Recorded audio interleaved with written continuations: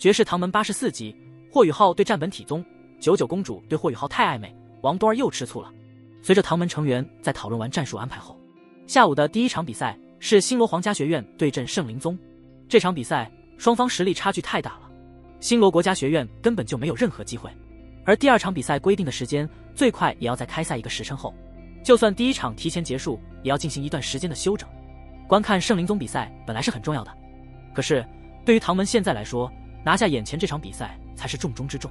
不能战胜有本体宗潜伏的血魔宗，后面的事儿根本就不用再去考虑了，保持全胜状态才是最重要的。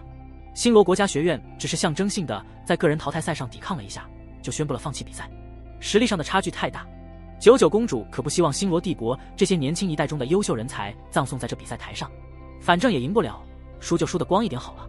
直到距离第二场比赛还有10分钟的时候，唐门众人才算是姗姗来迟。当霍雨浩进入休息区的时候，九九公主主动迎了上来。我们输了，看你们的了。九九公主微笑着和霍雨浩、贝贝打了个招呼。霍雨浩说道：公主殿下看上去心情不错呀。九九公主哼了一声，说道：心情不好又能怎样？难道心情能够决定比赛的胜负吗？比赛早点结束也好，明天一早我们就回去了，别忘了我们的事。他这话说的有些暧昧，站在霍雨浩身后的王多儿不由得挑了挑秀眉。霍雨浩微笑道：忘不了，为公主殿下服务是我们的荣幸。九九公主弯下腰，凑到霍雨浩耳边低声说了一句什么，然后才直起腰说：好，那就祝你们比赛顺利吧，我们会看完这场比赛再走的。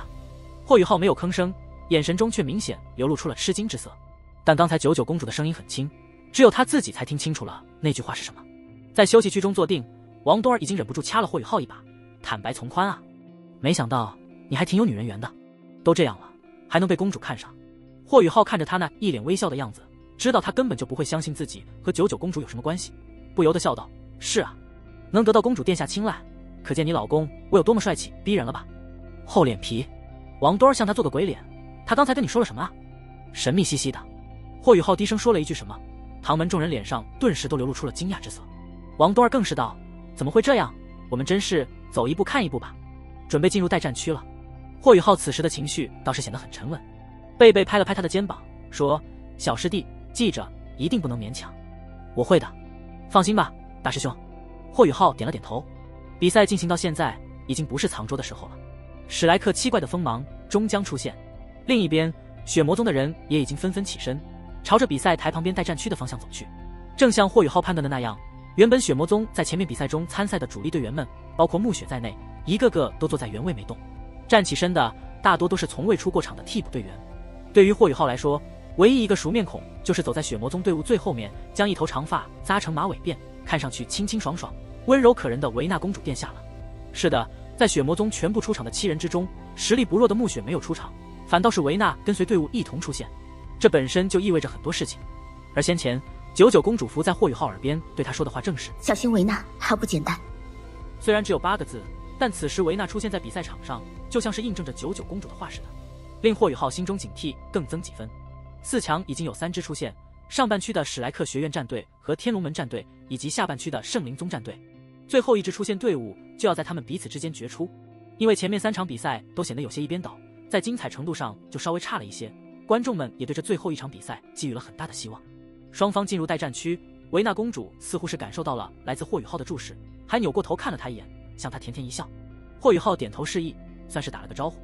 无论胜负如何，无论血魔宗那些人是不是本体宗潜伏的，他都很清楚，大家不是敌人。本体宗要是融入了天魂帝国，对于抗衡日月帝国显然是大有好处的。敌人的敌人就是朋友嘛。更何况天魂帝国还是唐门的大客户。郑战一看到唐门这些人，不自觉的就皱起了眉头。在所有比赛中，最让他头疼的除了王秋，就要数唐门这些队员了。这些小家伙一个个都不按常理出牌，很是难搞。他第一眼就落在了王多儿身上，注意力立刻就提升了起来。8进4，最后一场，血魔宗对阵唐门，个人淘汰赛，双方第1名队员上场。不破斗罗在台上沉声喝道。血魔宗那边，一名身材高大的青年立刻就站了起来，一步跨出，毫无花哨，但却轻轻松松地登上了比赛台，同时也朝着唐门这边看了过来。然后他就看到王多儿站了起来。别人或许会忽视唐门，但血魔宗却绝对不会，因为在血魔宗之中，有着相对了解霍雨浩、王多儿的暮雪与维纳，他们早就将唐门当成了假想敌看待，所以也一直关注着唐门的比赛。在本届大赛中，修为能够超过6环的屈指可数，而在这些人之中，王冬儿无疑是最优秀的几人之一。不只是因为在外人看来她和本届大赛第一人王秋儿是姐妹，更重要的是她自己所展现出的强大实力。在面对日月皇家魂导师学院的时候，王冬儿实力尽显，强横的修为给很多人都留下了深刻印象。而且王冬儿和霍雨浩都是双生武魂，这些事儿在经过调查之后并不是什么秘密，毕竟在上一届大赛中他们就曾经获得过辉煌的成就。因此一看到王冬儿站了起来，血魔宗那名参赛队员眼神顿时一凝，脸色也变得凝重了起来。唐门最受到关注的队员之中就有王冬儿，还有那使用盾牌同样也是6环魂帝修为的徐三石。第三石和菜头6级魂导师6环魂帝的实力在那场团战中也给人留下了很深的印象，尤其是那高空的恐惧之眼更是曾经成为过对手的梦魇。第4才是霍雨浩，毕竟霍雨浩无论怎样修为也还是局限在魂王境界之中，无论在谁眼中魂王和魂帝都是有着质的区别的。就在这血魔宗青年心中凛然的时候，他很快就惊愕了，因为王冬儿并没有直接上台，而是走到了霍雨浩的轮椅后面，推着轮椅向比赛台方向走去。不是王冬儿要上场，难道他不是要学着他姐姐王秋儿那样战斗吗？所有人心中都出现了一个大大的问号。然后他们就看到王冬儿双手一托霍雨浩的轮椅，就带着霍雨浩登上了比赛台。他只是将霍雨浩送到比赛台边缘，自己就跳了下去，回到待战区坐下。霍雨浩自己用右手推动着轮椅的轱辘，缓缓向比赛台中央行去。不是王冬儿，竟是霍雨浩。霍雨浩虽然也曾经在比赛上表现不俗，甚至还曾经一穿7，但是在后面的比赛中他的上场次数就很少了，并没有什么太过精彩的表现。血魔宗的王艳峰面对霍雨浩，原本紧张的心情瞬间放松。在他们对唐门的实力评估中，霍雨浩作为魂王仅排在第4位，且是一名控制系战魂师，还有残疾，威胁性并不高。血魔宗待战区的维纳也感到困惑，不明白唐门为何派霍雨浩上场。按理说他这种控制系战魂师更适合团战。比赛正式开始，王艳峰迅速向霍雨浩冲去，动作迅疾，却给人一种虚无之感，难以锁定。双方几乎同时释放武魂，霍雨浩的魂环为2黄2紫1黑，而王艳峰则有6个魂环，2黄2紫2黑，气势更盛。霍雨浩纹丝不动，释放出雪女，周围温度骤降。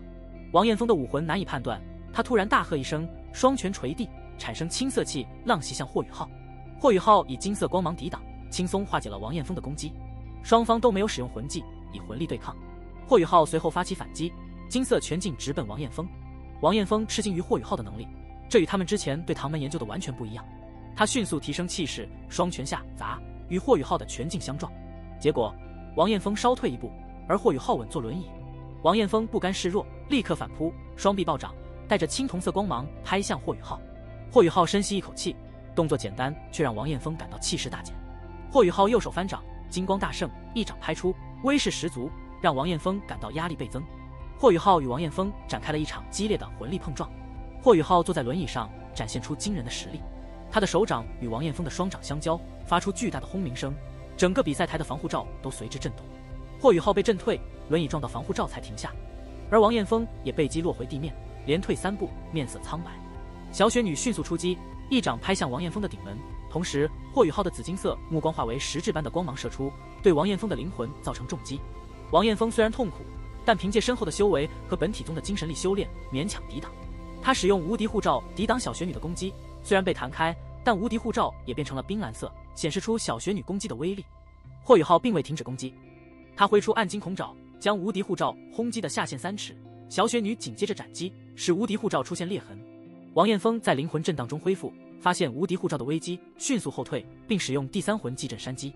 霍雨浩借助黄金树轮椅的喷射口避开攻击，同时对王艳峰的威力感到震惊。血魔宗的队员们对霍雨浩的表现目瞪口呆，难以置信他坐在轮椅上还能如此灵活。小雪女推动霍雨浩的轮椅从空中滑落到比赛台的另一端，王艳峰趁机恢复，但发现自己的魂力在霍雨浩的攻击下大幅下降。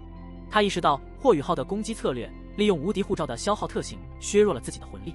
王艳峰稳住阵脚，没有急于追击，而是原地调息恢复魂力。他清楚霍雨浩的行动受限，无法像王圈那样高速战斗。